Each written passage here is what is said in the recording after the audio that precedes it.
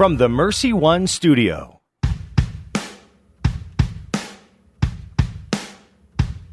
Welcome, folks, to The Uncommon Good with Bo Bonner and Dr. Bud Marr.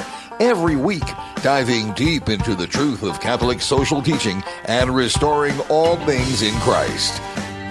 The Uncommon Good is on the air. I'm Bo Bonner. I'm Dr. Bud Marr. We are coming to you live from these United States of America. I am in snowy, wintry mixed Des Moines, where the roads are perilous. No, they're actually fine. But we like to make a bigger deal of it because we're in Iowa. I am the Director of Mission and Ministry at Mercy College of Health Sciences and the Executive Vice President for the Newman Idea. You can find us at mchs.edu and newmanidea.org. Bud, you're out there in Pittsburgh. What's it like out in the land of French fries? Honestly, I just loved your intro. I always perceived Iowans as very calm and level-headed, but there's a little drama today. Well, I mean, with the weather, this is what I've decoded, right? When you move here and you're not from here, they're always like, oh, you know, we alas, always in these wintereth months doth the snow fall. And they're all acting like it's a big deal. But then every time it snows, they're like, oh, this is going to be a big one. And I'm like, I thought you guys are all good with this stuff because it doesn't seem that bad to me. But I'm a tubby guy who likes sweaters. So I like winter. So maybe I'm the wrong person to ask. Well, yeah. Pittsburgh continues to be, honestly, unseasonably warm. So we've really been let down lightly by God this year when it comes to his providential direction of the weather. But this is a bold claim. But I'm sitting here. I'm sitting here in the National Institute for Newman Studies, looking out on a sunny Pittsburgh morning. But you can find all about what we do at newmanstudies.org. It's been weird, man, this sort of like Arctic front or infiltration or air mass. It's really dipped pretty far south down the Great Plains, but evidently ever since Antonio Brown left, it seems like you guys have been warmer than usual.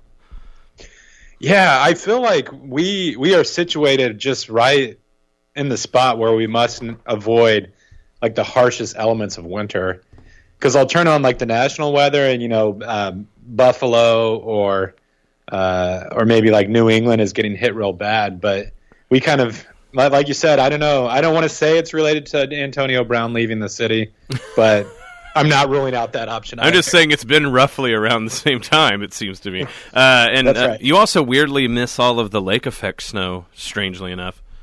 Yeah, Erie can't be more than 2 hours from here, and they'll get like 50 inches of snow over the week, and we have none.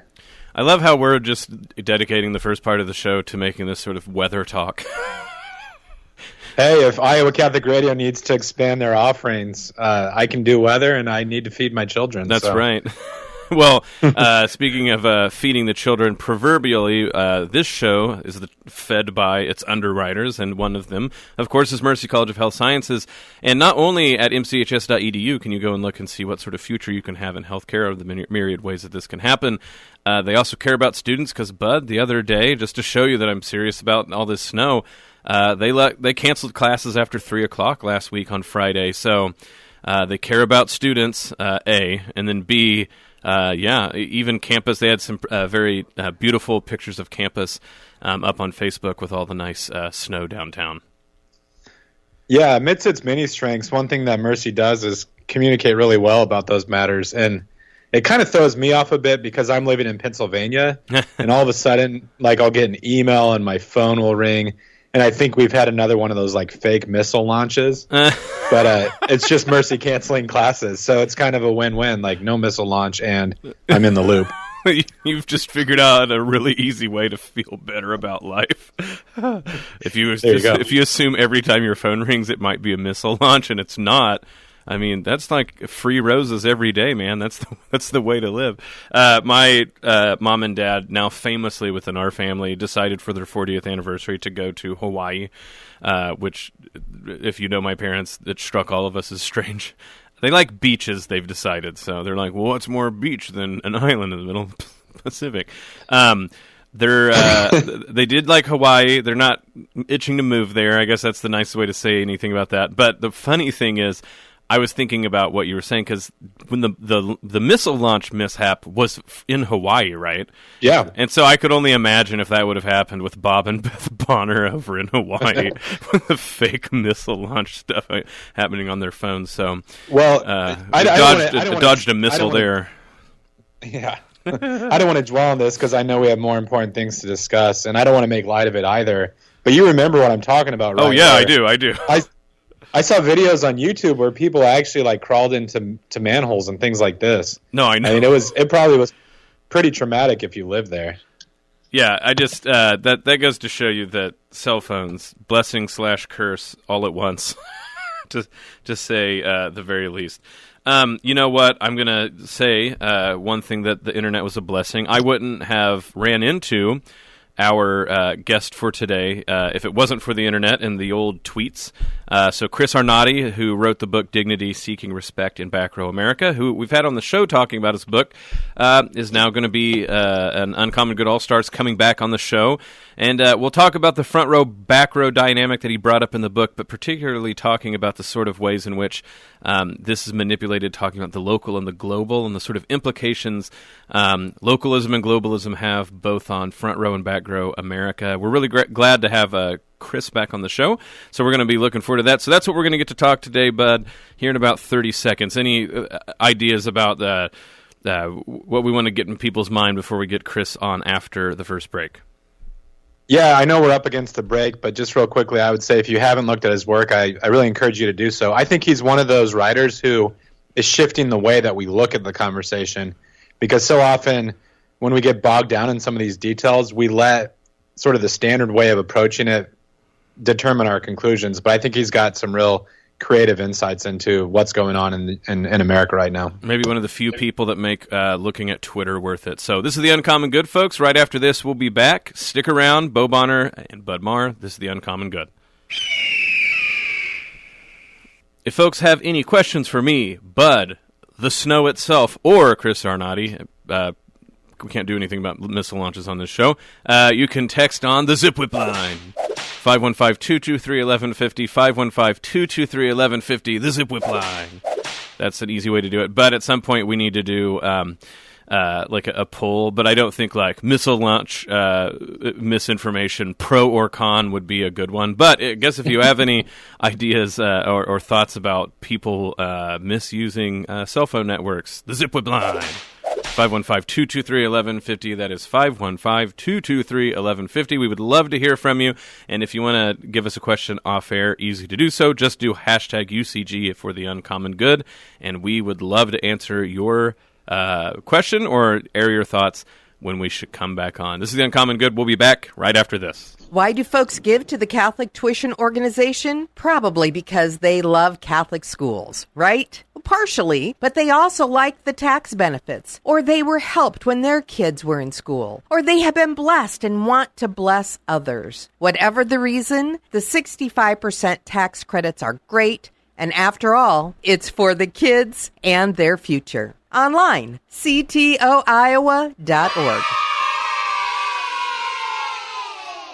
Vitae Family Care is part of the Iowa Catholic Radio family. Pro-life physician Greg McKernan, a DO, has practiced for 27 years, seeing patients of all ages with just about every kind of need. Dr. McKernan lives his faith as a physician and is trained in NAPRO technology, allowing him to diagnose and treat many female conditions and even markedly reduce the occurrence of a miscarriage. VitaeFamilyCare.com. Remember, Vitae is Latin for life. Thank you to R&R Realty Group Apartment Communities for their support of Iowa Catholic Radio and John Leonetti in the Morning. R&R Realty Group Apartment Communities have unique amenities and award-winning property management. Sierra Point and Country Club Village Apartments in West Des Moines and residents at 62W and Wynwood Apartments in Johnston. R&R Realty Group Apartment Communities wants you to love where you live. Learn more at rrrealty.com. That's rrrealty.com. Find out how you can support Iowa Catholic Radio at iowacatholicradio.com or 515-223-1150. Is it time for a new roof? Then it could be time for you to get to know Bell Construction. Bell Construction is a roofing company entering its 30th year of business. They specialize in residential re-roofs, light commercial jobs, and have the experience to meet all of your roofing needs with personal service. With Bell Construction, the owner will come to your home or place of business in person to inspect and ensure the quality of work that you deserve. They pride themselves in working with you on a personal basis and making sure you are satisfied. Bell Construction, 515-963-4494.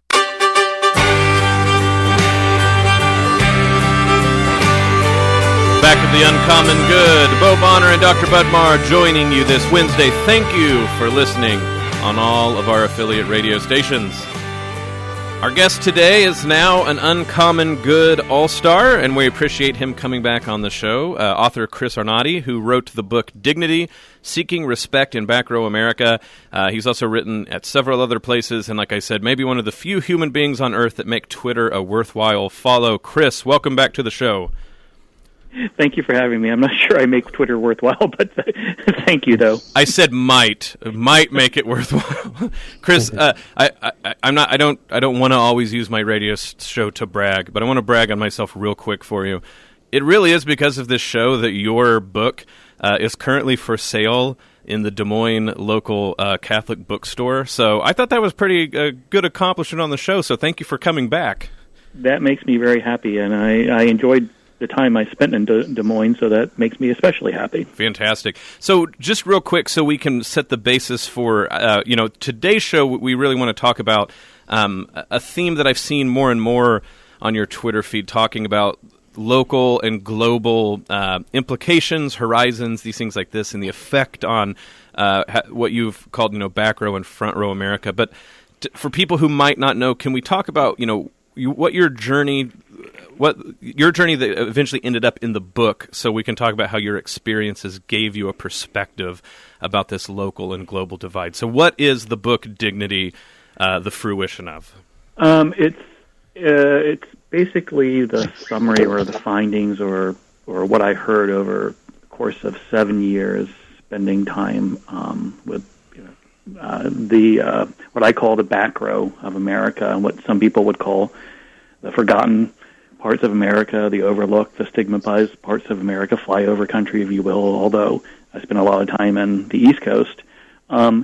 It's parts of America that your listeners probably know very well. It's smaller towns, smaller communities, in larger towns, and places where the kind of defining feature is not a lot of people have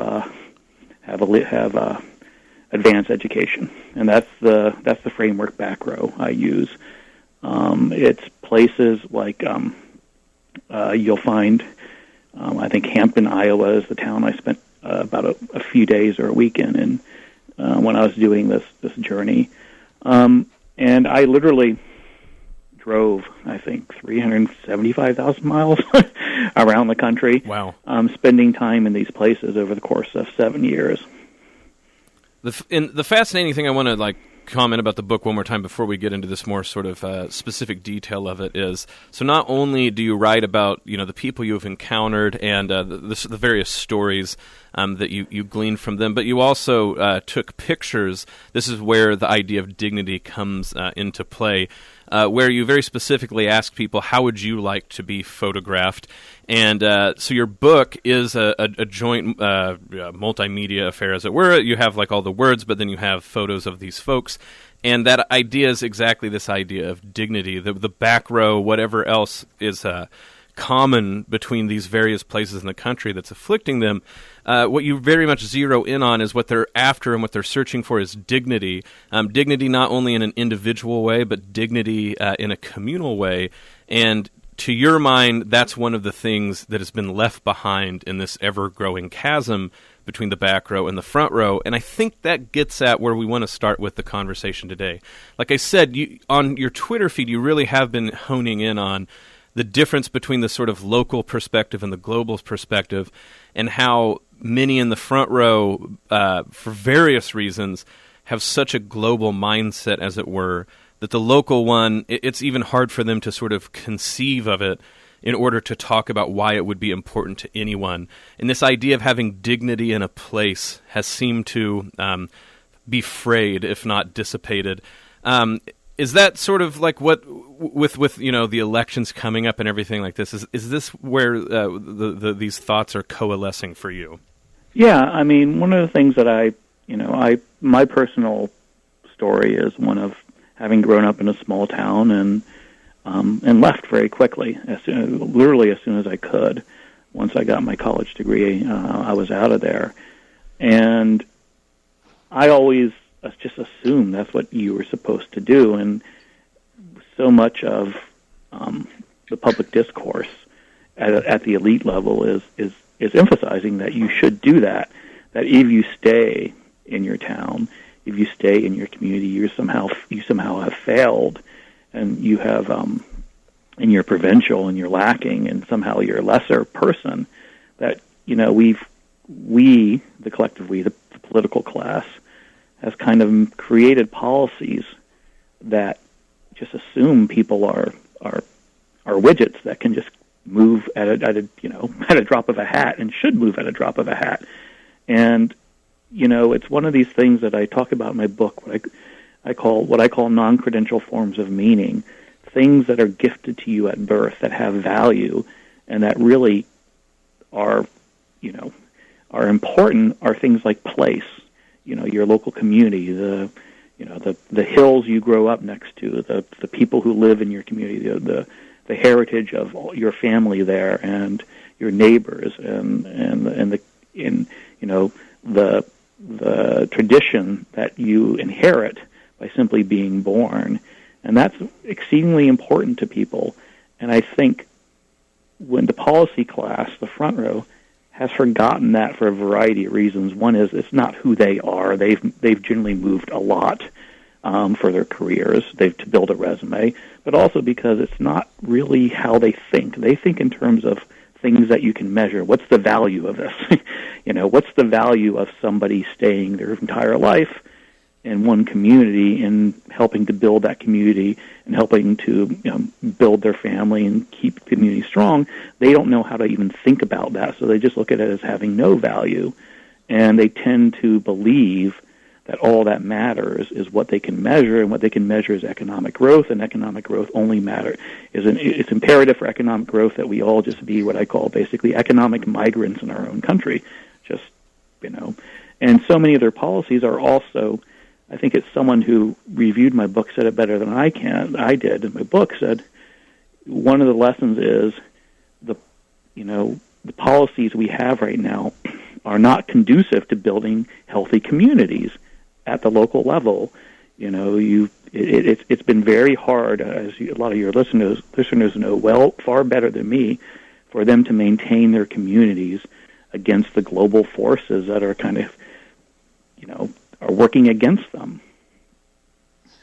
Chris, this is Bud Marr, and I was talking about your book the other day with a friend, and he was someone who came from like a rural context and has been very successful professionally. And I was surprised. He's someone who generally has a lot of empathy, but like when I shared some of these thoughts, and I probably did a far poorer job than you do, his response is like, "That's great and all, but we just live in a changing world." And I almost got this vibe that I was sort of like enabling people to be lazy, or giving them a false bill of goods to say, like, to praise like attachment to place. I think the way this is sometimes captured on Twitter is you'll see people jokingly say things like learn to code. If anyone brings up, communal or economic sort of problems or stressors, the answer is like, just try a little bit harder. Have you faced this sort of thing as you've talked to other people about your book, and what sort of ways do you respond to those responses? I mean, again, I get lots of that push. There's the some people call it U-Haul policy. The way to solve these problems is, people should move.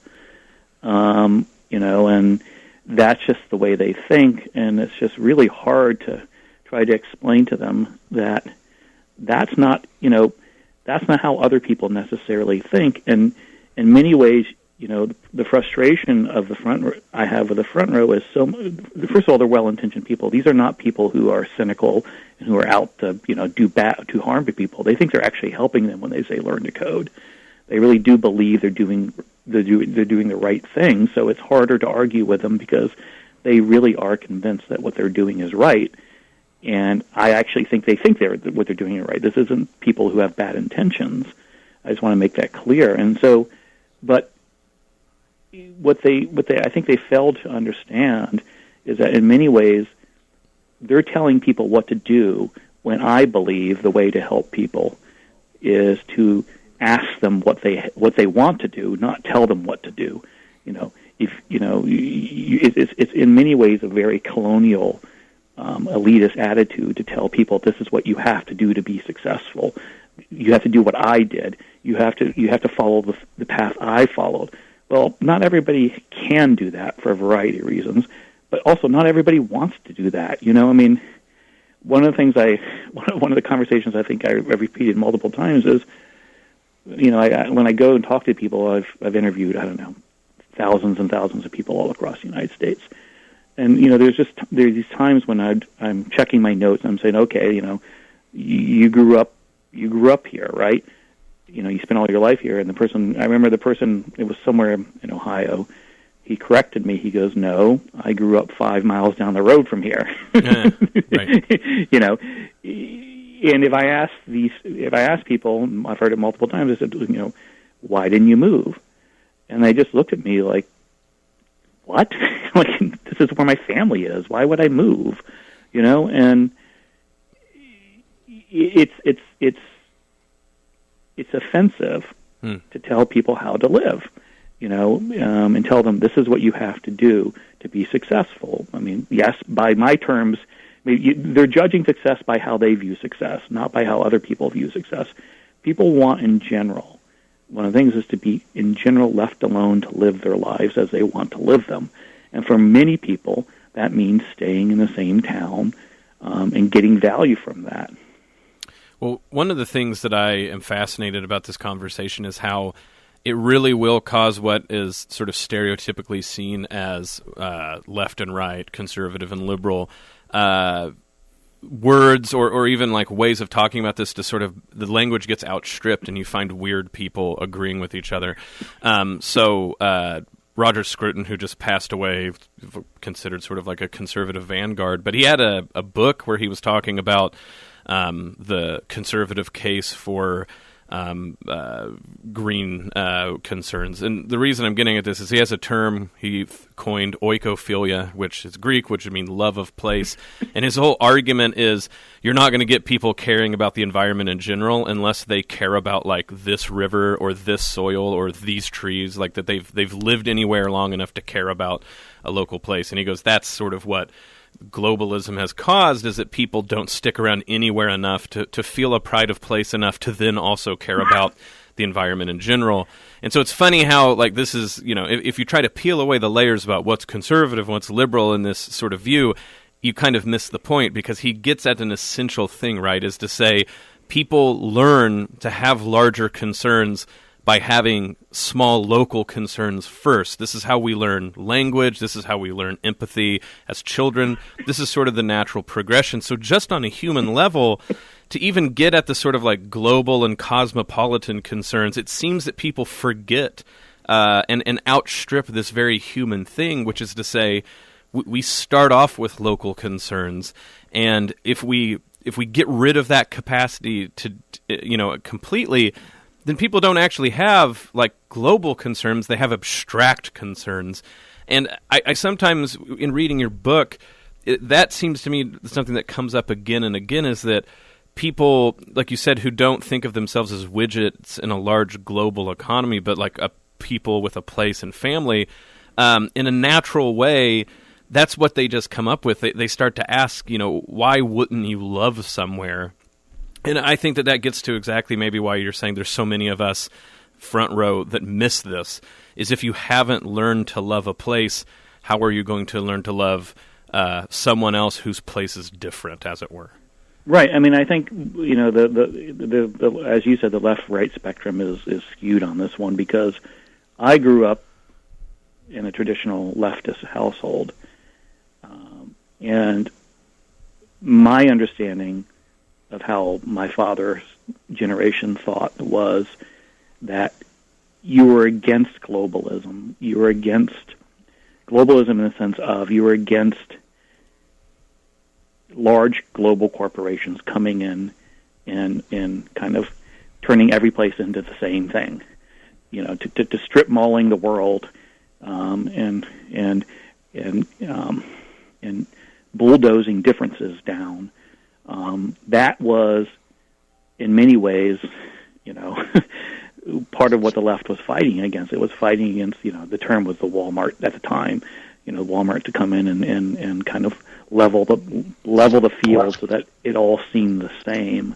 But that's now what the left, much of the broad part of the left, advocates for, is what I think is just smoothing out, local meaning, to replace it by this kind of nebulous global meaning, which is simply based on materialism and is simply based on ignoring differences to the point of destroying them. And the problem I have is this doesn't mean local places can't change. One of my community, and I think a lot of people have seen this in Iowa, is outsiders can come into a community and change it over time and make it better. I think back to my town, which was growing up 40% African American, 40% white, and 20% Hispanic. It's now probably a third. The Hispanic population has grown. The Mexican, and it's made the community, and they've done it in a way that's made the community a healthier place. So I'm not against change. What I'm against is forced change, things that require you to change, and if you don't change, then you lose, and there's a big difference there.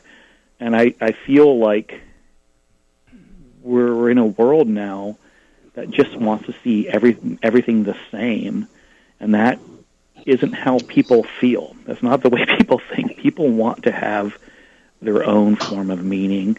They want to have their family. They want to have their traditions, and it's unrealistic, and it's asking people to effectively, become spreadsheets, and maximize efficiency in this way that just denies a basic humanism.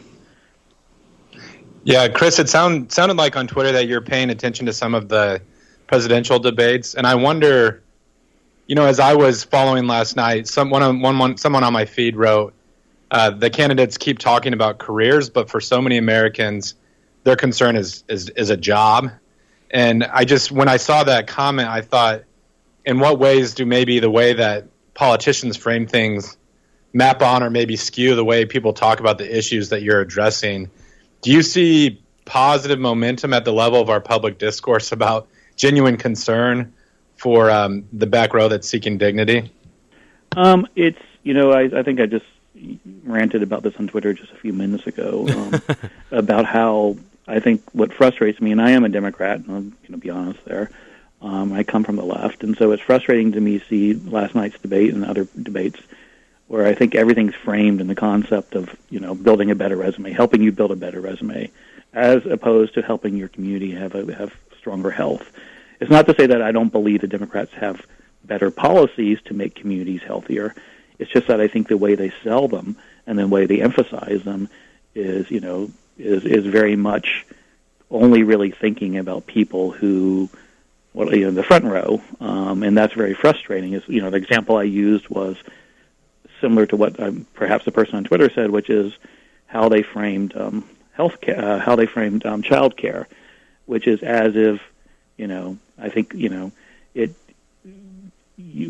I believe we should have cheaper and more affordable child care so people can build families who want to build families, not frame it as people can build better resumes, allow them to build better resumes, to allow them to work harder.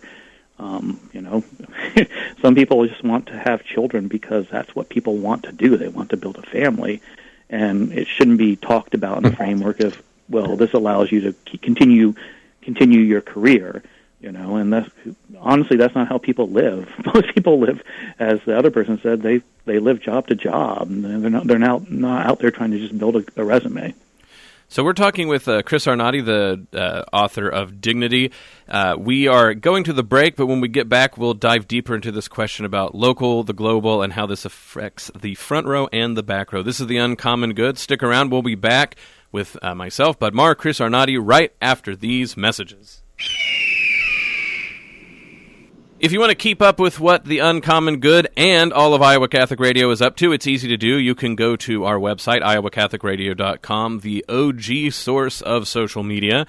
There you can listen to the station live. You can see our calendar of events on air and throughout the diocese. You can sign up for our message that goes out in the email box. And you can also donate there as well. You can also follow us on Facebook. Just search for Iowa Catholic Radio and befriend us, and then we will have Facebook friendship, and it will be great.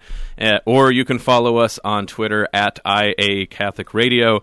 Receive our tweets as we tweet about daily on our mission here to reach everyone through Iowa Catholic Radio. So you can do that, and we will be back after this. Thank you. Why do folks give to the Catholic Tuition Organization? Probably because they love Catholic schools, right? Well, partially, but they also like the tax benefits, or they were helped when their kids were in school, or they have been blessed and want to bless others. Whatever the reason, the 65% tax credits are great, and after all, it's for the kids and their future. Online, ctoiowa.org. Thank you to Mercy College of Health Sciences, downtown Des Moines, for underwriting our show, The Uncommon Good, with me, Bo Bonner. And I'm Bud Marr. A degree from Mercy College provides endless possibilities. Students have access to patients with complex medical conditions, state-of-the-art medical facilities, highly motivated healthcare professionals, and classroom professors that transform them into servant leaders. You can start the programs in fall, spring, or summer. There are endless possibilities available online at mchs.edu/kwky. Thank you, R&R Realty Group, for supporting Dowling Catholic Sports 365. R&R Realty Group is an Iowa commercial real estate owner and developer that provides services for all commercial real estate needs, including brokerage, interior space planning, real estate management, construction, and more. R&R Realty Group has been accommodating business expansions and real estate solutions since 1985, solving commercial real estate needs. R&R Realty Group, establishing long-term relationships built on trust. Let the message of Christ dwell among us as we teach and advise one another with wisdom through psalms, hymns, and songs from the Spirit, singing to God with grateful hearts. Hi, this is Tony Calumet, Iowa Catholic Radio's Executive Director. Thank you for your support in allowing us to connect listeners to Christ. Your financial support and prayers keep Iowa Catholic Radio on the air. Would you consider a $30 a month gift? You can give securely online at iowacatholicradio.com or through the Iowa Catholic Radio app. Thank you. Here's your forecast on Iowa Catholic Radio. We should get a little bit of sunshine this afternoon mixed with clouds, gusty wind, our temperature dropping to the mid-20s. Clear tonight and cold, low near zero, sunny and 16 tomorrow. The weather is brought to you by Rock Valley Physical Therapy. Outstanding outpatient physical therapy and sports medicine rehabilitation with 7 convenient locations in the Des Moines metro and southwest Iowa area. I'm meteorologist Steve Hamilton on Iowa Catholic Radio. Back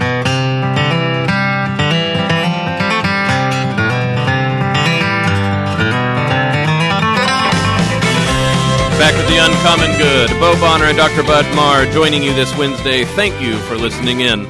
Our guest today is back on the show, Chris Arnade, the author of Dignity, Seeking Respect in Back Row America. Chris, thank you for joining us on the show again. And thank you again for having me. So, Chris, one of the things when it starts coming down to these talks about local and globalism and what people, when they're trying to hear folks out and try to understand what we mean when we're having these discussions, a way to shortchange them, it seems to me, is to take either of the ideas and sort of go overboard, making them bigger than what anybody's trying to say. So what I mean by this is when you start talking about localism, people will start accusing you of like, oh, so you're look at this in terms of technology. If you bring up like you're worried about social media and how it works, people are often will throw at you, oh, but you're writing this on social media, so how can you really care about social media if you just tweeted this out? Or they'll be like, oh, so you think we should be Luddites and we should ride around in horses and buggies, right? Like that's the easy way to do this. And they'll do this with localism as well. Oh, so you're acting like the fact that we don't interact with other cultures, you just want there to be a monolith. Obviously, this is the easy way to make a parody of what we're trying to voice our concern. But I do think that one of the things we have to be very forward about is what I don't hear from you ever is that the only way to solve problems are local solutions. Obviously, there are some things that will have to have interstate, international, intercontinental solutions. But the question starts to be about what does it mean to be human and how we relate to other humans. And I think what the modern world, through the technology we have, has allowed people... This is what I think you tell me if I'm wrong about this. What I think you mean by widgets is since we're able to talk to people that maybe we never will interact with face-to-face. I've talked to you twice now and have actually never met you in person.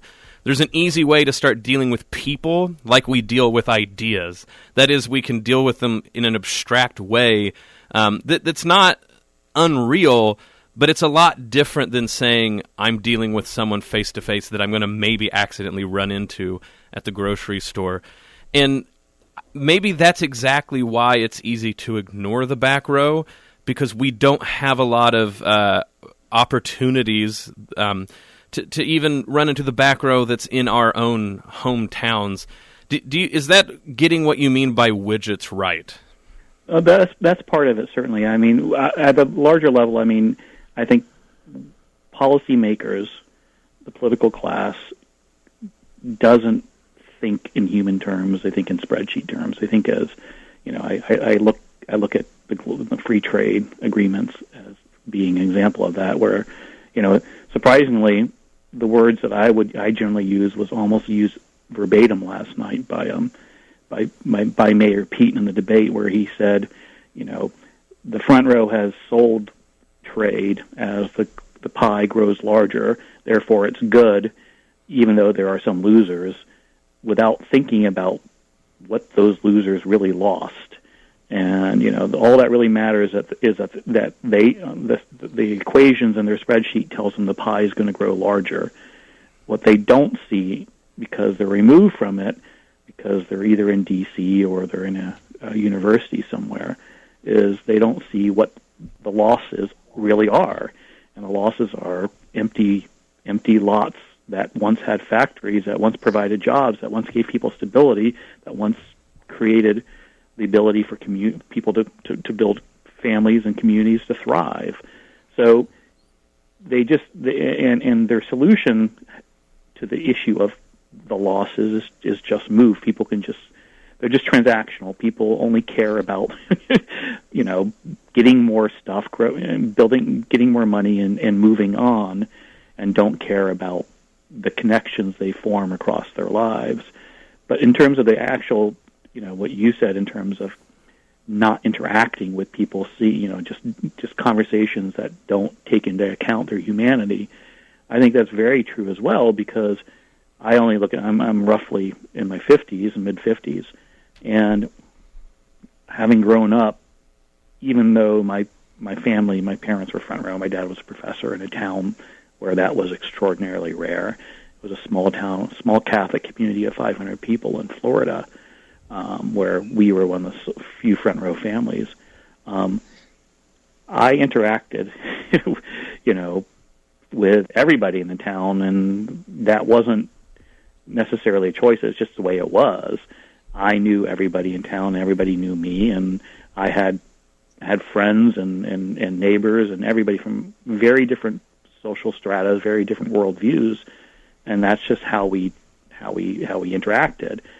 My own children don't necessarily have that, not because I don't want it for them, but because it's harder and harder to do. We've become siloed in a way, and you know, that makes it harder to have cross-class, cross-race, across gender experiences, and that, again, it's not something where people say, I don't want to talk to these dirty poor people. It's just that there's no need for them to do that anymore. It's just we become siloed, and that takes away so much in terms of how we think about policy and how we think about issues. But my bigger concern is that our culture has created what I call just basically one form of meaning. There's one way of being successful that everybody just assumes is correct, which is that you got to build a resume, you got to go to college, you got to get more stuff, you got to build a career, and it diminishes all other ways of finding a meaningful life, such as faith, such as place, staying in your community, worshiping at your church. Those things should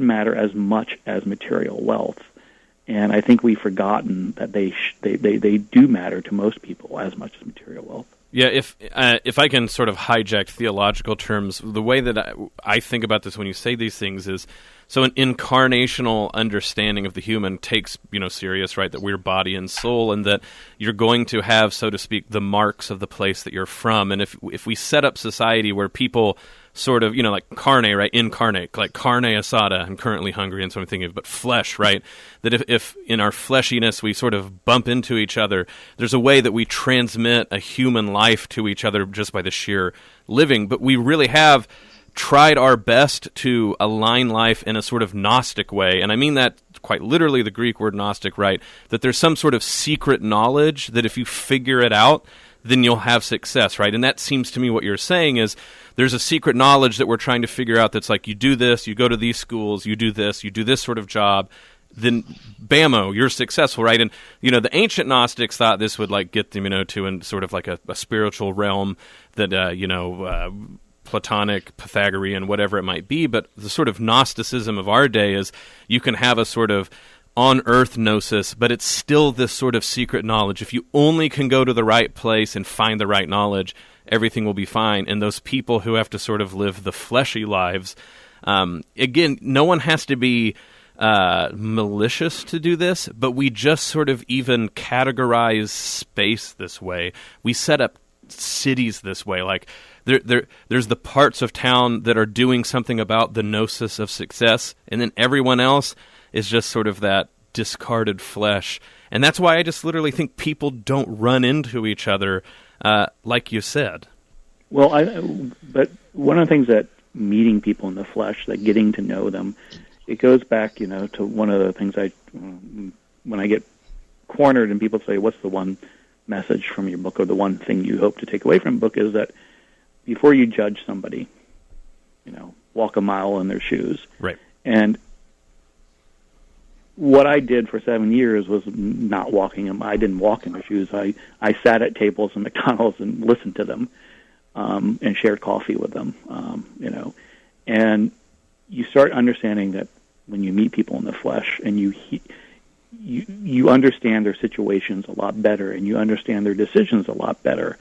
And if you don't know why somebody is, if you're distant from somebody and you just read about why they did X without the full context of their life, it's very easy to just dismiss them, to say, oh, that person's just, a weak alcoholic. That person's just a weak drug user. That person's just, mentally ill and has problems. And to dismiss them. But, you talk about initially my photos, and I am a photographer first and foremost. And so part of the reason I started this project was I did something called the Phases of Addiction, where I started taking pictures of people who are categorized as addicts. I prefer the term drug users now, but because every other term is so stigmatized. But part of what I did was I took pictures of the people looking into the camera, face on, traditional kind of portraits that, as you mentioned, I asked them how they wanted to be photographed and how they want to be seen, because we don't look at people, we don't stop and look at people who are going through distress.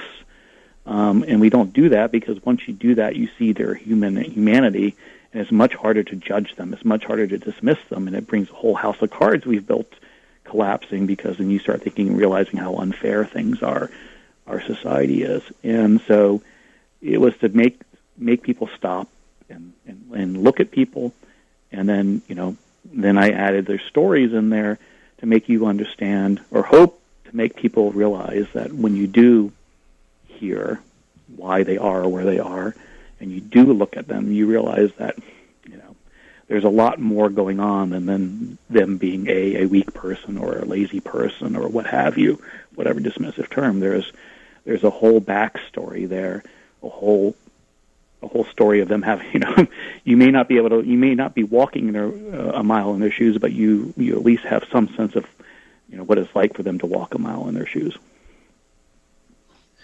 Chris, I think political commentators in our country have been somewhat surprised by the rise of populist movements and even like new nationalist movements in the U.S. and in Europe. And some of that, I think, gained traction because, the back row felt like they didn't have a voice, et cetera, et cetera. I have seen in some places where when the talk moves to globalism, there's this concern that it's kind of code for an ethno-nationalism that, like we wouldn't in any way want to support. I don't know, could you talk about the distinctions between like the sort of localism that you have in mind and the concerns of the people who you met with on a regular basis when writing your book, as opposed to, these less savorable sort of political movements that we've seen? Right. I mean, my one of the things that when I mentioned that I'm for localism and against globalism, I got accused by some of racism and anti-Semitism, and one of my frustrations was I don't know if the listeners understand, but I spent, before I did this project, I spent 20 years in Wall Street, and where we very proudly use the term globalism as a description of ourselves. Globalist was a term we proudly used. So it's frustrating to see that term be morphed into something that you can't talk about, or some ask you not to talk about because it's inconvenient for them, or because some very, very, very bad people also talk about that term. For me, globalism is a set of policies that emphasizes economic growth over everything else, that emphasizes global trade, global business interest over everything else, and diminishes other forms of meaning and literally bulldozes anything that stands in the way of the global GDP going higher and higher. So, the frustration I have is, I think that is a very, I think that being against that, or being for more local control, being for policies that allow communities to build people to build healthy communities with input from themselves, is actually the opposite of populism. I mean, it's populism in the good way. It's giving power back to the people and taking it away from a small group of wealthy business interests. Chris, I mean, again, I'm not going to speak for you, but like for me, the way that that people can rest assured that what you're talking about is, like you said, not this sort of abstract populism, but of course I'm going to use my word for it, incarnate populism, goes back to what you were saying about taking pictures. To me, that just encapsulates so much of what you're getting after. You're exactly right. Your pictures are nearly iconographic. I don't mean that they're like literally icons that people have halos, but the sort of setting is the same. You have the human face with the center point almost always being a human set of eyeballs looking at the person, looking at the photo. what you got criticized early on, which I thought was completely unfair. That's a whole other topic. But what I realize is that a lot of photographers think that if you're not doing quote-unquote realistic sort of shots, like people sort of like in the middle of doing something, that somehow you're glorifying things. I mean, you were accused of all sorts of ridiculous things in my mind. To me, what it gets down to is to say that you think about even like this sort of old portraiture, the idea is, why wouldn't you look the human in the eyes, right? Like, this is the dignified way to look at someone else. It's two people, three people, or a group of people eye to eye. And in that way, your photographs are almost nearly all a throwback. I mean, that absolutely is the case in sort of like photography circles, that you don't see this nearly as much as you used to. And I think that is exactly the sort of, again, my words, incarnated localism that you're getting at, is like, we have to be able to look face to face and appreciate the fact that the people that we're looking at have that they're looking back at us, and that they're saying something about themselves, even just in their comportment and their composure. And I'm going on too much about this, but for me, that really was exactly the local global debate is encapsulated in the sort of theory of way you took photos of other people. Right. Thank you. And one of the things, I mean, it's so easy to turn people into statistics and data, and it's very hard to hear individual stories, because again, it makes the conversations a lot more messy, and it defies easy categorization. And when you can say, hey, let's get rid of this factory, let's ship it to Indonesia, ship these jobs to Indonesia, and sure, 200 people will lose their jobs, but they'll figure out something else. But when you actually look at the people and hear their stories, it makes that decision a lot harder, and puts it in the proper context of how I think it should be thought about. Is, are we really doing the right thing here as measured by what we want as a country? And are we really providing, treating people like I believe we should ask. We should treat people as each being as valuable as every individual is as valuable as every other individual, and there aren't people who we should just kind of like dismiss because we don't like the way they look, we don't like the way they behave, and that to me is what is so frustrating with the policy of our current globalism, is that it just really. It's just data-based that doesn't value individuals. And, I keep going back to this one story, and it's a silly little story, but I remember, I don't know, 3 years ago, 2 years ago maybe, I was on one of my many cross-country drives, and I think I was outside of Baton Rouge somewhere in roughly a year ago, I think it was, 2 years ago. It was in January, and I was sitting in a Waffle House, just kind of minding my own business, just getting lunch.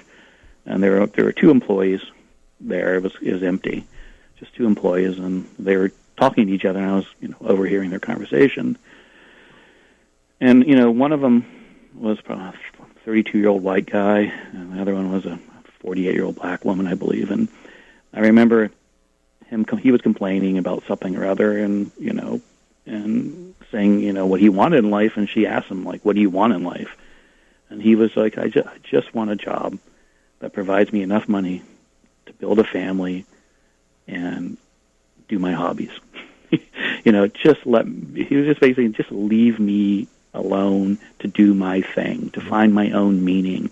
Give me ability to work, to buy a home, to build a family, and then to pursue my interests as I define them, not as somebody else defines them. I mean, that's not much to ask, and I think that's kind of what we should hope to do for people, is just allow, in many ways, leave them alone to do their own thing in a way that they want to do it, and not tell people how they have to behave. Chris, we've reached the end of the show. It's been fantastic to have you on, as always, and I always feel like we could talk for another hour very easily. So we appreciate you coming on again. Just real quick, if people, what's the easiest way for them to find your work? I just Google my name, and I believe my book is on sale at your Catholic bookstore. There you go. It's also on sale in other places. I'm on Twitter, and I'm going to guess a lot of your listeners aren't necessarily on Twitter, and I applaud them for that. I have a part of my book has been published. An excerpt of my book was published in, I believe it's First Things magazine, and I think that's a good place. One of the things we didn't touch on here is religion, and that's a place where I talk about religion and faith. No, it's a fantastic article, and in fact, I'd tell everyone, go look that up. I'm almost dead sure that you can see that behind the firewall. So, Chris Arnade, the book is Dignity, Seeking Respect in Back Row America. Chris, again, thank you so much for coming on the show. And thank you for having me. Enjoy the winter. Thank you, Chris. Thank you very much. This is The Uncommon Good. May Jesus Christ, the Prince of Peace, reign in our hearts, in our families, our city, our state, the country, the world, the whole kit and caboodle. This is The Uncommon Good. We'll be back next week. But if folks are interested in listening to us and following along the prayer life on air, what can they expect every day? We have prayer regularly structured into our programming. So the first rosary of the day is at 5:30 in the morning. That's followed by the Angelus at 6 a.m. There's a 9:30 a.m. rosary for our country, and then at night we pray the rosary again at 9:30. And, folks, the big thing that I want to press, especially the men out there, the 2020 Iowa Catholic Men's Conference, Sons of the Father, will be February 22nd, 2019, at Embassy Suites downtown. The conference is 8 a.m. to 12 p.m., Mass offered at 7:30 a.m., registration at 8, and the conference starts at 9. Speakers include Iowa State head football coach Matt Campbell, the Man Up Show host Joe Stopulus, hosted by John Leonetti. It's going to be a great time. Go to iowacatholicradio.com to learn more. And then also we have other Man Up lunches. That seems to be the big theme here. So one on January 10th, and then another one on January 28th. And then remember us in your prayer life. And also, if you're thinking about donations, iowacatholicradio.com, an easy place to do that. Bud, thanks. Enjoy your sunny weather out in Pittsburgh. I appreciate it, Bo. And everybody, God bless us. The Uncommon Good. We will be back next week.